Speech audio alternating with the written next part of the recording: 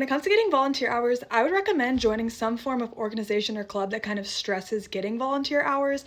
I was in a sorority and we had to have 20 to 30 volunteer hours every semester. It just kind of depended on what semester it was. And that is where a small portion of my volunteer hours came from. My sorority kind of had things already lined up for us to do, but a lot of my other hours didn't actually come from that, and I kind of had to find those myself. A large portion of my hours were actually volunteer hours from volunteering at the local state track meet that's held in Wichita.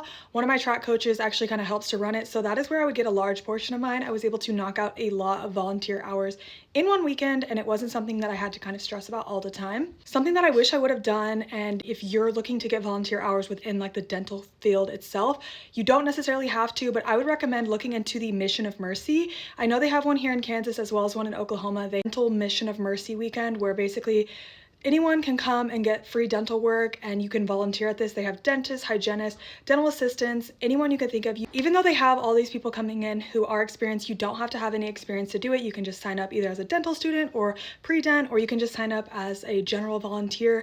And they have so many different things you can do with these. I never did that, but I wish I would have. I want to say it's like a Friday, Saturday, Sunday. It's all day. You can sign up for one day, you can sign up for the whole weekend, and you can get tons of hours doing that. One of the things I would also recommend when it comes to volunteering as well as your shadowing hours is to keep track of when you're going, the dates, writing down information of how you can contact these people.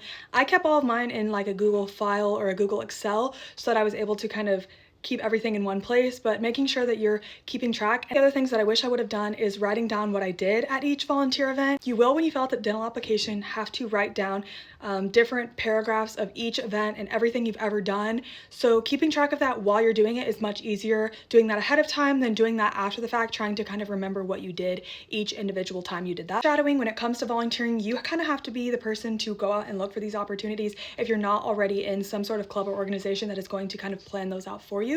I just recommend calling around. I did a lot of volunteering at the local homeless shelter, and I would go and help prepare the meals that they would serve every single day. So that's something you can do.